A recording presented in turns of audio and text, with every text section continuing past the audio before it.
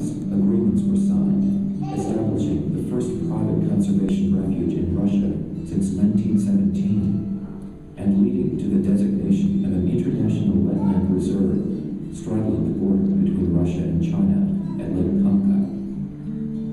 Since then, ICF has taken teams of American teachers to work with the Russians each summer to develop field activities for children from the villages surrounding the park. Activities that have created close ties between the park and the neighboring communities. ICF is also helping the park develop a controlled burning program to replace and stop the spring wildfires that now sweep through the wetlands, destroying nests and eggs for the cranes.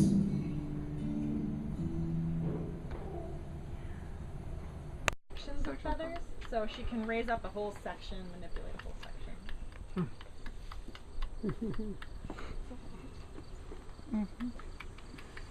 If you could refrain from making noises at the cranes, that'd be good. A lot of them are really aggressive, so they don't respond well to mimicry or noises. There she goes again. If there are no more questions, you can creature that's raising them. They learn that the same way they might learn their vocalizations or what kind of food is good to eat. So it works fine if they're being raised by their parents because they see their parents and they realize that they're the same thing as their parents. But she was hatched and raised by people, and she didn't see a crane the whole time she was growing up. So she imprinted on her human keepers, and now she thinks she's a person. So she wouldn't recognize a male crane if we put one in there with her. But it makes her kind of a good display bird because she'll run right up to the tour groups, and she'll threaten the human females with a bunch of threat displays because she thinks we're here to compete with her for mates and territories. And if she sees a human male that she thinks is really sexy, she'll dance for him and try to get him to come in there and be her mate. What traits does she like? She liked redheads in the past, but that seems to have changed this year, so I don't know. How old is she? Did everybody see the feather? That She's is a 9. feather. Yeah, that's She's that's 9. a feather. It is a feather. She's 9 years old. And she could live 20 years or more? Crane, the oldest crane in captivity lived to be 83. Oh, my. Yeah. And a predator got into his pen and hurt him, so he didn't even die of old age. In the wild, they'll usually live between 20 and 30 years, but yeah, she could live a long time. youngster. And does she fly? Or? She could, She could. but we clipped. You clip the wings? Yeah, we clipped the wings of most of the birds here. Some of the ones in the covered pens have their full wings. And it's just like cutting hair. It doesn't hurt them at all, and they'll grow back in a year or so, so we'll have to catch her and trim them again. But cranes are very heavy birds, so they need all the feathers that they have in order to get off the ground. And when we cut some of those feathers off, she can't get off the ground very well. She just stays in her pen.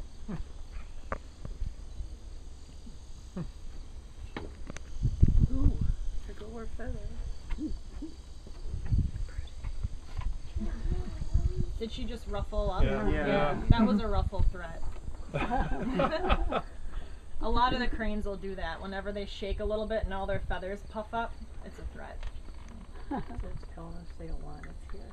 But now it's not flooding anymore, so they have to hunt year-round. And the herds can't support that kind of year-round pressure. So they've started to disappear, and the people are running out of food. What is this?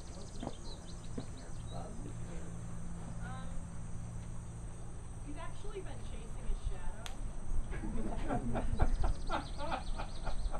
So he might just be bored. It's not very long. It just goes straight back into their lungs. You can see there's no coiling in the sternum there. So her call is much weaker, but she makes up for it a little bit by having that gular sac that she can inflate. Anything else about her? Got holes in her beak.